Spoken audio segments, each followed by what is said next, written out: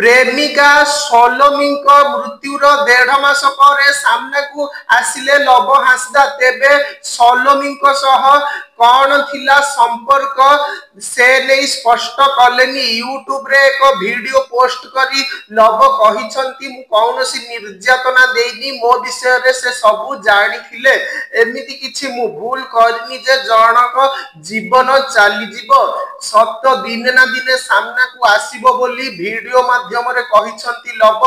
सेपटे तांको प्रेमिका सोलोमी मृत्यु पूर्वरु करिथिबा वीडियो रे लव हांसदा निर्यातना देइथिबा कथा स्पष्ट करिथिले।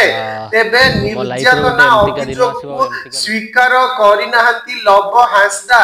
से पूर्वरु विवाह करिथिबा ओ पत्नी को छाड़िथिबा मध्य अभियोग होइथिला। ए नै मध्य मुह खोली नाहंती social media blogger Lav Hansda.